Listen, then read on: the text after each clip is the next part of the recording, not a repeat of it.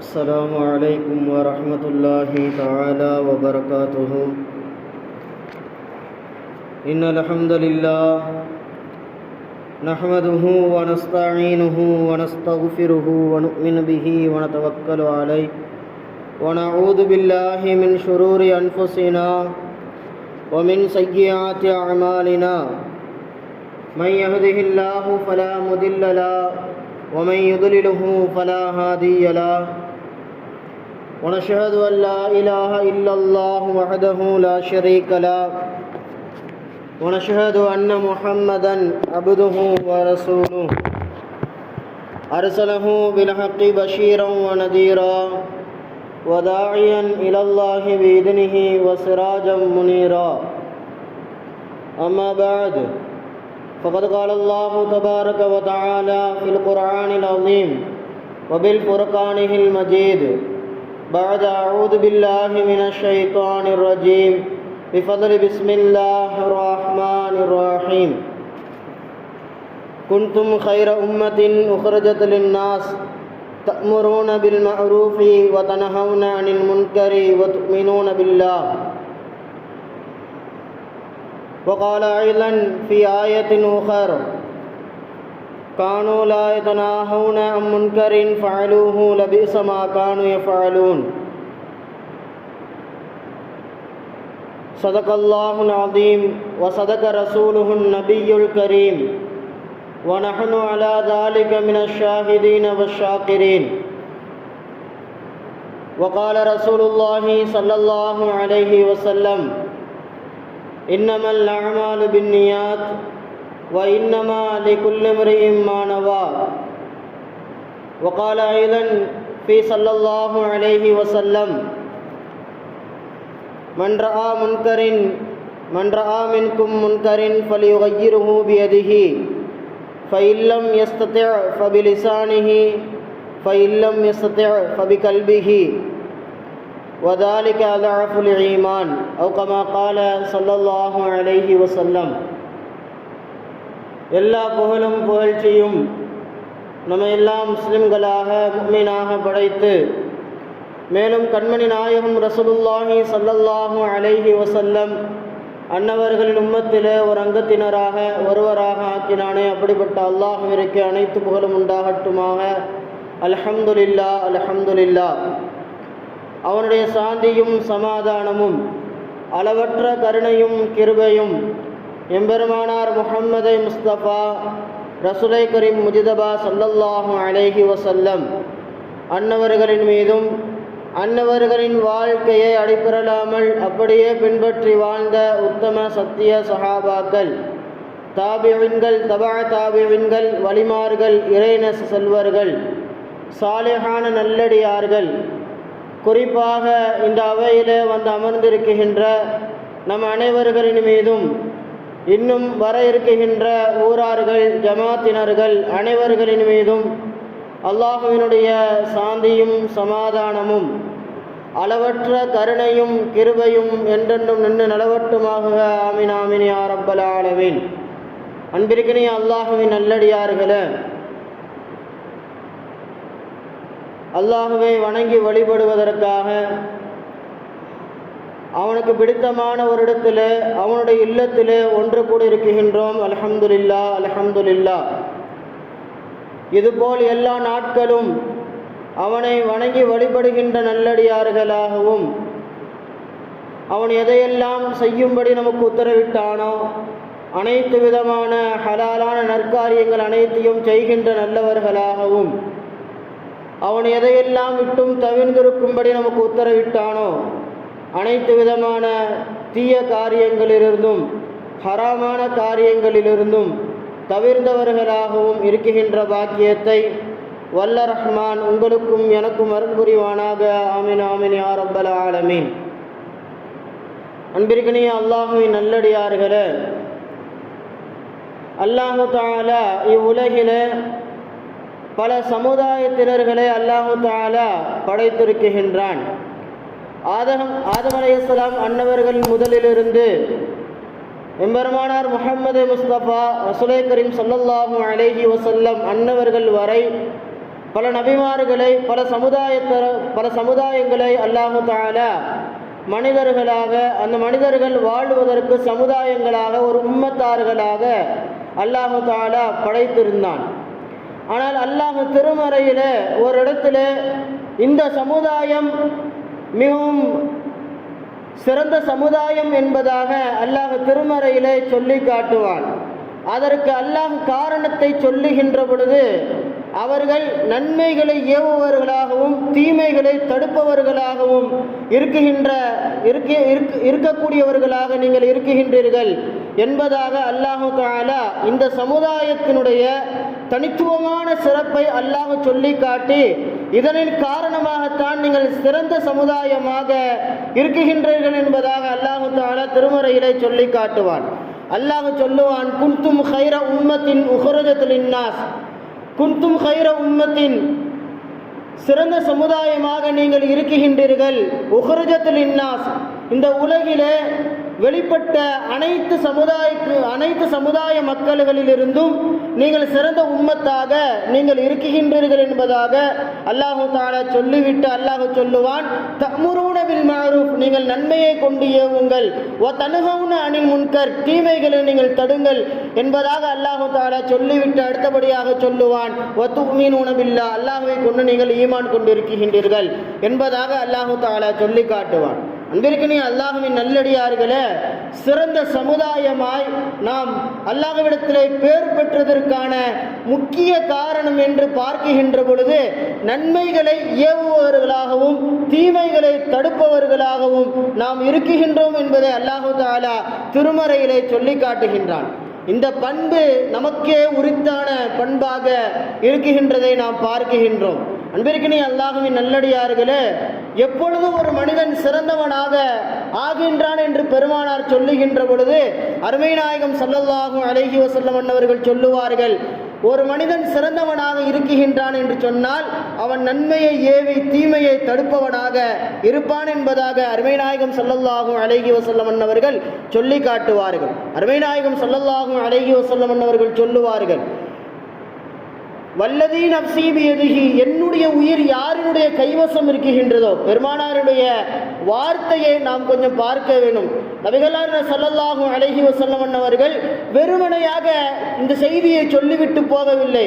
பெருமானார் முன்னாடி வைக்குகின்றார்கள், வல்லதீ நஃப்ஸீ பியதிஹி, யாருடைய கையில என்னுடைய உயிர் கைவசம் இருக்குகின்றதோ அப்படிப்பட்டவனின் மீது சத்தியமாக நான் சொல்லுகின்றேன், லிதஅமுரூன பில் மஅரூஃப், நீங்கள் நன்மையை கொண்டு ஏவுங்கள், வ தன்ஹவுன அனில் முன்கர், நீங்கள் தீமையை கொண்டு தடுங்கள் என்பதாக அருமை நாயகம் ஸல்லல்லாஹு அலைஹி வஸல்லம் அவர்கள் சொல்லிவிட்டு அடுத்து சொல்லுவார்கள், அவுல யூஷிகஹன்னல்லாஹ அன் யபஅஸ அலைக்கும் இகாபம் மின்ஹு, நீங்கள் அப்படி நன்மையை கொண்டு ஏவி தீமையை கொண்டு தடுப்பதை விட்டும் தவிர்ந்தவர்களாக இருக்குகின்ற பொழுது அல்லாஹு தஆலா உங்களின் மீது அவனுடைய வேதனையை அல்லாஹ் அனுப்புவான், அவனுடைய வேதனையை அல்லாஹ் இந்த சமுதாயத்தின் மீது அனுப்ப ஆரம்பித்து விடுவான் என்பதாக பெருமானார் சொல்லிவிட்டு சொல்லுவார்கள். அப்படி அல்லாஹ்வினுடைய வேதனை வருகின்ற பொழுது நீங்கள் ரப்பிடத்தில் எந்த ஒரு துஆவாக அந்த வேதனையை நீக்க வேண்டும் என்று நீங்கள் துஆ கேட்பீர்கள் என்று சொன்னால், சும்ம ததுஊனஹு ஃபலா யுஸ்தஜாப மின்ஹு, அவனிடத்தில் இருந்து அந்த துஆ ஏற்றுக்கொள்ளாமல் போய்விடும் என்பதாக பெருமானார் நபி ஸல்லல்லாஹு அலைஹி வஸல்லம் அவர்கள் சொல்லுவார்கள். விருகினி அல்லாஹ்வின் நல்லடியார்களே, நாம் சிந்தித்து பார்க்க வேண்டும். நம்முடைய உம்மத்திற்கென்று அல்லாஹ் தனித்துவமான இந்த சிறப்பை நாம் சிறந்தவர்களாக இருக்க வேண்டும் என்பதற்காக அல்லாஹ் சொல்லுகின்ற இந்த சிறப்பு, நாம் நன்மைகளை ஏவ வேண்டும், தீமைகளை தடுக்க வேண்டும். நன்மையை ஏவி தீமையை தடுப்பவர்களாக இந்த குணம் நம்மிடத்தில் இருக்க வேண்டும் என்பதாக அல்லாஹ் திருமறையிலே சொல்லி காட்டுகின்றான். அருமை நாயகம் ஸல்லல்லாஹு அலைஹி வஸல்லம் அவர்களும் அதனை சொல்லி காட்டிவிட்டு சொல்லுகின்ற செய்தி, ஒருவேளை இந்த உம்மத் நன்மையை ஏவி தீமையை தடுக்காமல் இருக்குமானால் அந்த நேரத்திலே அல்லாஹ்வினுடைய தண்டனை இந்த உம்மத்தின் பக்கம் அனுப்பப்படுகின்ற அந்த நேரத்திலே ரப்பினுடைய தண்டனையை உணர்ந்தவர்களாக நாம் ரப்பிடத்திலே கையேந்தினாலும் அந்த துஆ ரப்பிடத்திலே ஏற்றுக்கொள்ளப்படாது என்பதாக பெருமானார் நபி ஸல்லல்லாஹு அலைஹி வஸல்லம் அவர்கள் சொல்லி காட்டுகின்றார்கள். பிறகு அல்லாஹ்வின் நல்லடியார்களே, நாம் நன்மையை ஏவி தீமையை தடுக்க வேண்டும். அப்படிப்பட்ட ஒரு உன்னதமான அந்த பண்பு நம்மிடத்தில் வர வேண்டும். இன்று நாம் பார்க்கின்றோம் நம்முடைய சமுதாயத்தவர்களை, எங்கு தீமைகள் நன்மைகள் நடந்தாலும் அதனை அப்படியே கண்டு கொள்ளாமல் போய்கொண்டே இருக்குகின்றார்கள். எந்த அளவிற்கு வந்துவிட்டது என்று சொன்னால், நம்முடைய வீடுகளிலேயும் நம்முடைய மனைவிமார்களோ அல்லது கணவன்மார்கள் தவறு செய்கின்ற பொழுது மனைவி அதை தட்டி கேட்பதில்லை, மனைவி தவறு செய்கின்ற பொழுது கணவன் அதனை கேட்பதில்லை, பிள்ளைகள் தவறு செய்கின்ற பொழுது பெற்றோர்கள் அதனை கேட்பதில்லை, பெற்றோர்கள் தவறு செய்கின்ற பொழுது பிள்ளைகளோ அல்லது அவர்களுடைய பெற்றோர்களோ இவர்களை கேட்பதில்லை. இப்படி ஒரு சமுதாயம் வளர்ந்து வருகின்ற ஒரு நிலையை நாம் பார்க்கின்றோம். அன்பிற்கினி அல்லாஹ்வின் நல்லடியார்களே, பெருமானார் நபி ஸல்லல்லாஹு அலைஹி வஸல்லம் அவர்கள் இந்த சமுதாயத்தை எப்படியெல்லாம் சீரான சமுதாயமாக, அழகிய சமுதாயமாக வளர்த்தெடுத்திருக்கின்றார்கள் என்று பார்க்கின்ற பொழுது, தன்னுடைய வீட்டிலே உள்ள பிள்ளைகளின் மீது கூட தவறு செய்கின்ற பொழுது பெருமானார் அப்படியே விட்டுவிட்டு செல்லவில்லை. பெருமானார் தட்டி அதனை சரி செய்வார்கள். பிள்ளைகள் ஏதாவது ஒரு தவறு செய்கின்ற பொழுது அதனை பெருமானார் கண்டிப்பார்கள். கண்டித்து இப்படி செய்யக்கூடாது என்பதாக பெருமானார் அறிவுரை சொல்லுவார்கள்.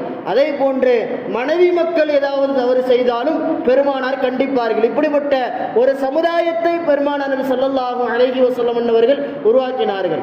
அருமை நாயகம் ஸல்லல்லாஹு அலைஹி வஸல்லம் அவர்கள் ஒரு முறை ரோட்டிலே நடந்து செல்லுகின்ற பொழுது, ரோட்டிலே சஹாபா பெருமக்கள் எல்லாம் அமர்ந்திருப்பார்கள், சாலைகளிலே அமர்ந்திருப்பார்கள். பெருமானார் பார்த்து விட்டு சொல்லுவார்கள், நீங்கள் இந்த சாலைகளிலே அமராதீர்கள், அமர்ந்து நீங்கள் பேசாதீர்கள் என்பதாக சொல்லுகின்ற பொழுது சஹாபா பெருமக்கள் சொல்லுவார்கள், யா ரசூலல்லாஹ், நாங்கள் பேசுவதற்காக ஒரு சிறந்த இடமாக இந்த ரோடுகள் தான் இருக்குகின்றது. நாங்கள் இங்கே உட்கார்ந்து நாங்கள் சில கதைகளை பேசிக்கொண்டு நாங்கள் எங்களுடைய நேரங்களை செலவழிக்கின்றோம் என்பதாக சஹாபா பெருமக்கள் சொல்லுகின்ற பொழுது பெருமானார் நபி ஸல்லல்லாஹு அலைஹி வஸல்லம் அவர்கள் கண்டிப்பார்கள், சாலைகளிலே அமர்ந்து நீங்கள் உட்கார்ந்து பேசுகின்ற பொழுது உங்களிடத்தில் நிறைய தவறுகள் நடக்கின்றது, அந்த தவறுகள் செய்யாமல் உங்களால் உட்கார முடியும் என்று சொன்னால் நீங்கள் உட்காருங்கள். பெருமானார் சொல்லுவார்கள், அந்த சாலைகளிலே நீங்கள் உட்காருங்கள் வேண்டாம் என்று சொல்லவில்லை, ஆனால் உட்கார்ந்து உங்களால் அங்கு நன்மைகள் நடக்குகின்றது என்று சொன்னால் நான் உங்களை தடுக்கவில்லை. நீங்கள் பாவம் செய்கின்ற பொழுது அதனை தடுப்பவனாக நான் இருக்குகின்றேன். சாலைகளுடைய விதிமுறைகளை நீங்கள் மீறாமல் நடந்து கொள்ளுங்கள் என்பதாக சொல்லிவிட்டு பெருமானார் அடுத்து பேசுவார்கள், நீங்கள் சாலையிலே அமர்ந்து பேசுகின்ற பொழுது அந்நிய பெண்கள் வந்தால் உங்களுடைய தலைகளை நீங்கள் தாழ்த்தி கொள்ளுங்கள். அந்நிய பெண்களை நீங்கள் பார்க்காமல் உங்களுடைய தலைகளை தாழ்த்திய வண்ணமாக நீங்கள் அமர்ந்திருங்கள். அப்படி அமர்வதாக இருந்தால் சாலைகளிலே நீங்கள் அமருங்கள். அடுத்ததாக பெருமானார் சொல்லுவார்கள், சாலைகளை வருகின்றவர்களுக்கு அவர்களுடைய மனது புண்படாத அளவு உங்களுடைய பேச்சுவார்த்தைகள் இங்கு இருக்க வேண்டும். யாராவது வருகின்ற பொழுது நீங்கள் பேசுவது அவர்களுக்கு இடையூறாக இருக்குமானால் அது அவர்களுடைய மனதை புண்படுத்தியவர்களாக நீங்கள் ஆகிவிடுகின்றீர்கள். எனவே யாருக்கும் புண்படாமல், யாருக்கும் இடையூறு செய்யாத அளவிற்கு நீங்கள் இந்த தெருக்களிலே, இந்த சாலைகளிலே உட்கார முடியுமானால் நீங்கள் அமர்ந்து பேசுங்கள் என்பதாக பெருமானார் ஸல்லல்லாஹு அலைஹி வஸல்லம் அவர்கள் சொல்லி அந்த சஹாபா பெருமக்களை திருத்துவார்கள். பிறகுனே அல்லாஹ்வின் நல்லடியார்களே, இன்னும் நாம் பார்க்கின்றோம், நாம் பேசுகின்ற இடங்கள் அதிகமாக தெருக்களும் சாலைகளும் வீட்டினுடைய தெருவாசல் படிகளாக மாறிக்கொண்டிருப்பதை நாம் பார்க்கின்றோம். எங்காவது ஒரு இடத்துல ஒரு அட்டியை அமைத்து கொண்டு இன்று பல இடங்களிலே சமுதாயத்தில் இருக்கின்ற இளைஞர்களை பார்க்க முடிகின்றது. ஏதாவது ஒருவருடைய வீட்டினுடைய வாசலிலே உட்கார்ந்து அரட்டடித்துக் கொண்டு இருக்கின்றார்கள். ஏதாவது ஒரு பொது இடத்திலே அமர்ந்து அரட்டடித்துக் கொண்டு பொதுமக்களிற்கு இடையூறு தருகின்ற வகையிலே நம்முடைய சமுதாய மக்கள் வளர்ந்து வருவதை நாம் பார்க்கின்றோம். பிறகு அல்லாஹ்வின் நல்லடியார்களே, பெருமானார் நபி ஸல்லல்லாஹு அலைஹி வஸல்லம் அவர்கள் சஹாபாக்களை எல்லா நிலைகளிலேயும் அவர்களை தவறு செய்ய விடாமல் நல்லவைகளின் பக்கம் பெருமானார் ஏவிருக்கின்றார்கள். சஹாபா பெருமக்கள் மாத்திரமல்ல, குடும்பத்தார்களையும் தங்களுடைய பிள்ளைகளையும் பெருமானார் அப்படித்தான் வளர்த்தெடுத்திருக்கின்றார்கள் நாம் பார்க்கின்றோம். அருமை நாயகம் ஸல்லல்லாஹு அலைஹி வஸல்லம் அவர்கள் ஒரு முறை வீட்டிற்கு வருகின்ற பொழுது அன்னை ஆயிஷா ரலியல்லாஹு அன்ஹா அவர்கள் சஃபியா அம்மையாரை பார்த்து ஒரு வார்த்தை சொல்லுவார்கள். ஆயிஷா அம்மையாரை விட சஃபியா அம்மையார் குட்டையானவர்களாக இருப்பார்கள். ஆயிஷா அம்மையார் அவர்களை பார்த்து சொல்லுவார்கள், நீ என்னை விட குட்டையானவளாக இருக்குகின்றாய் என்பதாக இந்த ஒரு வார்த்தையை தான் சொல்லுவார்கள். இன்னும் நாம் பலவிதமான பெயர்களை வைத்து நாம் நம்முடைய நண்பர்களை அழைக்குகின்றோம். ஏதாவது ஒரு பட்ட பெயரை வைத்து நாம் அழைக்குகின்றோம். ஆனால் பெருமானார் நபி ஸல்லல்லாஹு அலைஹி வஸல்லம் அவர் முன்னிலையிலே ஆயிஷா அம்மையார் சொல்லுவார்கள், சஃபியா அம்மையாரை பார்த்து, நீ என்னை விட குட்டையானவளாக இருக்குகின்றாய் என்பதாக சொல்லுகின்ற பொழுது பெருமானார் அதனை பார்த்துவிட்டு சொல்லுவார்கள், எப்படி பெருமானார் கடிந்து கொள்ளுகின்றார்கள் என்பதை நாம் பார்க்க வேண்டும். ஆயிஷா அம்மையாரை பார்த்து பெருமானார் சொல்லுவார்கள், ஆயிஷாவை என்ன வார்த்தை நீ சொல்லுகின்றாய் அவரை பார்த்து? உன்னுடைய இந்த வார்த்தையை தூக்கி கடலிலே எரிந்தால் கூட அந்த கடல் அந்த வார்த்தையை வெளியே துப்பிவிடும். அப்படி ஒரு கேவலமான ஒரு வார்த்தையை நீ சொல்லிவிட்டாய், சஃபியாவிடத்திலே நீ மன்னிப்பு கேள் என்பதாக பெருமானார் நபி ஸல்லல்லாஹு அலைஹி வஸல்லம் அவர்கள் தன்னுடைய மனைவி ஆயிஷா ரலியல்லாஹு அன்ஹா அவரிடத்திலே பெருமானார் கடிந்து கொள்வதை நாம் பார்க்கின்றோம். இன்றைக்கு அல்லாஹ்வின் நல்லடியார்களே, நமக்கு பிடித்தவர்கள் நம்முடைய மனைவிமார்கள் ஏதாவது தவறு செய்கின்ற பொழுது அவர்களை அந்த தவறை விட்டும் பாதுகாக்க வேண்டும். அது கணவனுடைய முக்கியமான கடமையாக இருப்பதை நாம் பார்க்கின்றோம். இன்று நம்முடைய சமுதாயம் வளர்ந்து வருவதை நாம் பார்க்கின்ற பொழுது தேவையில்லாத விஷயங்களிலே மனைவிமார்கள் இருக்கின்ற பொழுது கணவன் அதனை தட்டி கேட்பது கிடையாது. அதே போன்று கணவன் தேவையில்லாத விஷயங்களை செய்கின்ற பொழுது மனைவிமார்கள் அதனை சுட்டிக்காட்டி இது தவறு, இதனை செய்யாதீர்கள் என்பதாக திருத்துவது கிடையாது. இப்படி ஒரு சமுதாயம் உருவாக வேண்டும். அதனைத்தான் பெருமானார் கற்றுத் தந்திருக்கின்றார்கள். தன்னுடைய மனைவி தவறு செய்தாலும் அது தவறு என்பதை பெருமானார் சுட்டிக்காட்டி அதனை எப்படி அவர்களிடத்தில் கண்டிக்க வேண்டும் என்பதையும் பெருமானார் கற்றுத்தருகின்றார்கள். இந்த வார்த்தையை பெருமானார் தன்னுடைய மனைவிடத்தில் சொல்லியிருக்கின்றார் என்று சொன்னால் நாம் கொஞ்சம் சிந்தித்து பார்க்க வேண்டும். நம்முடைய பிள்ளைகளோ நம்முடைய மனைவிமார்களோ நம்முடைய பெற்றோர்களோ தவறு செய்கின்ற பொழுது சர்வ சாதாரணமாக நாம் கடந்து விடுகின்றோம். அவர்களை நாம் திருத்துவதற்கு முயல நாம் ஆசைப்படுவதல்ல. இதுவெல்லாம் சர்வசாதாரணமான விஷயமாக இருப்பதாக நாம் கடந்து விடுகின்றோம். ஆனால் பெருமானார் எல்லா நிலைகளிலேயும் தங்களுடைய பிள்ளைகளை, சஹாபா பெருமக்களை, தங்களுடைய குடும்பத்தார்களை சீரமைத்தார்கள் என்பதை நாம் பார்க்கின்றோம். அதே போன்று ஒரு முறை தன்னுடைய பேர குழந்தை ஹசன் ரலியல்லாஹு அன்ஹு அவர்கள் சதக்காவினுடைய ஒரு பொருளை எடுத்து சாப்பிடுவதற்காக சதக்காவினுடைய பொருள்களிலிருந்து ஒரு பேரித்தம்பழத்தை எடுத்து சாப்பிடுவார்கள்.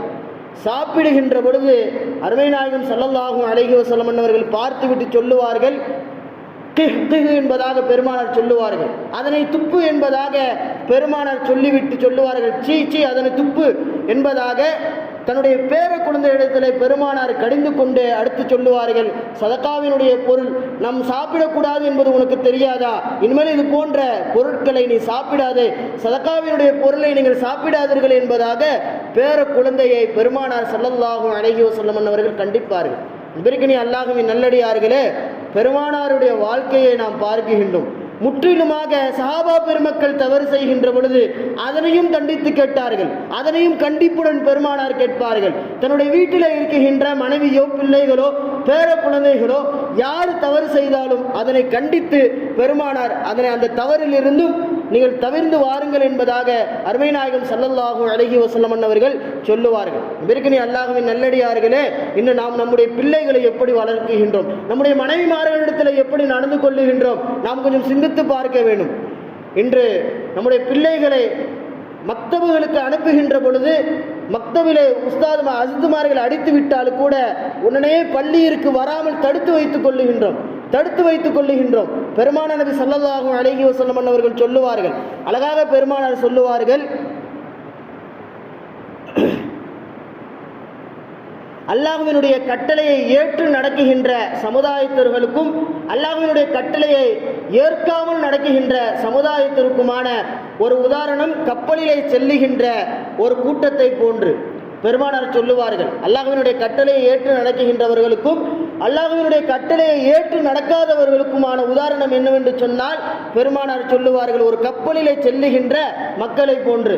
அந்த மக்கள் எப்படிப்பட்டவர்கள்? பெருமானார் சொல்லுவார்கள், கப்பலிலே ஏறுவதற்கு முன்பதாக சீட்டுகளை பிடித்துக் கொள்வதற்காக ஒருவருக்கொருவர் தங்களுக்கு மத்தியிலே சீட்டை குலுக்கி போட்டு எந்த இடத்துல யார் உட்கார வேண்டும் என்பதை தேர்வு செய்து கொள்ளுகின்ற ஒரு சமுதாயம்.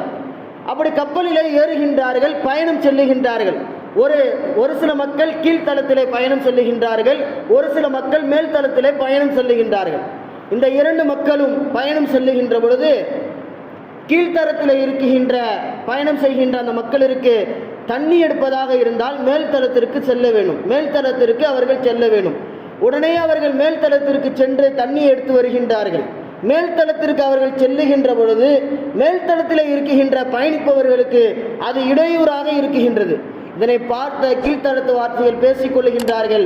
நாம் மேலே செல்லுகின்ற பொழுது கப்பலில் இருக்குகின்ற மேலே உள்ள மக்களுக்கு அது இடையூறாக இருக்குகின்றது. எனவே தண்ணி எடுப்பதற்கு நாம் மேலே செல்லாமல் கீழேயே நாம் துளையிட்டு கீழ் வழியாக நாம் தண்ணீரை எடுத்துக்கொள்ளலாம் என்பதாக ஒரு முடிவு எடுக்குகின்றார்கள். இந்த முடிவை மேல்தளத்தில் இருக்குகின்ற மக்களிடத்திலையும் அந்த பயணிகளிடத்திலையும் சொல்லுகின்றார்கள். அந்த பயணிகள் சரி நீங்கள் அப்படியே செய்து கொள்ளுங்கள் என்பதாக விட்டுவிடுகின்றார்கள். கடைசியிலே கப்பலிலே அவர்கள் துளையிட்டு தண்ணீரை எடுத்துக்கொண்டு தண்ணீர் உள்ளே வந்து மொத்தமாக அனைவர்களும் அழிந்து விடுகின்றார்கள். இதுதான் ஒரு மனிதன் மார்க்கத்தை பேணுவதற்கும் பேணாமல் இருப்பதற்குமான உதாரணம் என்பதாக பெருமானார் சொன்னார்கள்.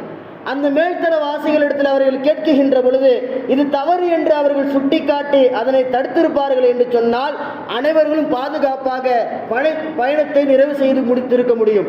ஆனால் அவர்களும் அதற்கு நீங்கள் செய்து கொள்ளுங்கள் என்பதாக விட்டதின் காரணமாக அவர்கள் முழுமையாக அனைவர்களும் அணிந்து விட்டார்கள். இது போன்று தான் மார்க்க விஷயங்களும் நீங்கள் மார்க்க விஷயத்தை சரியாக பயனுள்ளதாக பயன்படுத்தி அதனை முழுமையாக அல்லாஹ்வினுடைய கட்டளையை ஏற்று நடக்குகின்ற பொழுது நீங்கள் இம்மையிலையும் மறுமையிலையும் நீங்கள் வெற்றி கொள்ள முடியும். நீங்கள் அதனை சர்வசாதாரணமாக விட்டுவிட்டு மார்க்கத்தினுடைய நெறிமுறைகளை அப்படியே பேணாமல் விட்டுவிடுவீர்கள் என்று சொன்னால் நீங்கள் நாளை மறுமையிலே கேள்வி கணக்கிற்கு உள்ளானவர்களாக கை சேதத்திற்குரியவர்களாக ஆகிவிட முடியும் என்பதை பெருமானார் நபி ஸல்லல்லாஹு அலைஹி வஸல்லம் அவர்கள் சுட்டிக்காட்டுவார்கள். அன்பிற்கினி அல்லாஹ்வின் நல்லடியார்களே, நாமும் இப்போ பார்க்கின்றோம் நம்முடைய பிள்ளைகள் விளையாட்டாக சில விஷயங்கள் செய்கின்ற பொழுது அவர்களை நாம் தட்டி கேட்பதல்ல. மக்தபுகளில் அசர்த்து அடிக்குகின்றார் என்பதாக பெற்றோரிடத்தில் வந்து சொன்னாலும் கூட அது அவர்களுக்கு நல்லதா தீயதா என்று யோசிப்பதல்ல. அசர்த்து ஏன் அடிச்சாருன்னு கேள்வி வருது. அஜர்த்தியா அடிக்கிறாரு, அவருக்கு வேற வேலை இல்லையா, பிள்ளையை போட்டு அடிக்கணுமா, அவருக்கு ஏதாவது வேலையா, அப்படியெல்லாம் கேள்வி வருகின்றது. ஆனால் அவரை அடித்ததற்கான காரணம் என்ன? அந்த பிள்ளை நன்றாக ஓத வேண்டும், அந்த பிள்ளை நன்றாக வர வேண்டும் என்பதற்காக அவர் அடிக்குகின்றார் என்பதை இன்றைய காலத்து பெற்றோர்களும் விட்டுவிடுகின்றோம். அதே போன்று வீட்டிலே இருக்குகின்ற பொழுது பிள்ளைகள் மொபைலையோ அல்லது டிவிகளையோ பார்த்து கொண்டிருக்கின்ற பொழுது ஏதாவது ஒரு சாங்கை போட்டுவிட்டு ஆடச் சொல்லுவது, இது போன்ற தீய காரியங்களை நாமே கற்றுக் கொடுக்கின்றோம். நல்லவைகளை கற்றுக் கொடுப்பதில்லை என்று பெற்றோர்கள் விட்டுவிட்டார்கள். எதுவெல்லாம் பிள்ளைகளுக்கு சந்தோஷம் தருகின்றதோ அந்த சந்தோஷத்திலே நலவு இருக்குகின்றதா தீயது இருக்குகின்றதா என்பதை சிந்திப்பதல்ல. இது அவர்களுக்கு நல்லதா கெட்டதா என்பதை சிந்திக்காமல் அப்படியே விட்டுவிடுகின்ற ஒரு சமுதாயத்தவர்களாக நாம் வளர்ந்து வருகின்றோம். இப்படி ஒரு சமுதாயம் இங்கு வளரக்கூடாது என்பதற்கு எடுத்துக்காட்டாக பெருமானார் ஹசன் ரலியல்லாஹு அன்ஹு அவர்களே அந்த சதகாவினுடைய விஷயத்திலே கூட தன்னுடைய பிள்ளைகளை எப்படி கண்டிக்க வேண்டும் என்பதை அருமை நாயகம் ஸல்லல்லாஹு அலைஹி வஸல்லம் அவர்கள் கண்டித்து காமித்திருக்கின்றார் என்பதை நாம் பார்க்கின்றோம். அன்பிற்கினி அல்லாஹ்வின் நல்லடியார்களே, நாம் வாழுகின்ற இந்த வாழ்க்கையிலே நன்மைகளை ஏவி தீமைகளை தடுப்பவர்களாக நம்முடைய வீட்டிலும் நம்முடைய சமுதாயத்திலும் நாம் அப்படி வளர்கின்ற பொழுது அந்த சமுதாயம் ஹைருல் உம்மத்தாக சிறந்த சமுதாயமாக அல்லாஹ் திருமறைகளை சொல்லுவதை போன்ற ஒரு சிறந்த சமுதாயமாக வளர்த்தெடுக்க முடியும் என்பதில் எந்த ஒரு சந்தேகமும் இல்லை. அன்பர்களே, அன்பிற்கினி அல்லாஹ்வின் நல்லடியார்களே, அப்படிப்பட்ட ஒரு சமுதாயத்தை வளர்த்தெடுக்கின்ற பாக்கியத்தை வல்ல ரஹ்மான் உங்களுக்கும் எனக்கும் அருள் புரிவானாக. நல்லவைகளை ஏவுகின்றவர்களாகவும் தீயவைகளை தடுக்குகின்றவர்களாகவும் வல்ல ரஹ்மான் நம் அனைவர்களையும் ஆக்கி அருள் புரிவானாக. வாஹிரு தஅவானா அல்ஹம்துலில்லாஹி ரப்பில் ஆலமீன். அஸ்ஸலாமு அலைக்கும் வரஹ்மத்துல்லாஹி தஆலா வபரகாத்துஹு.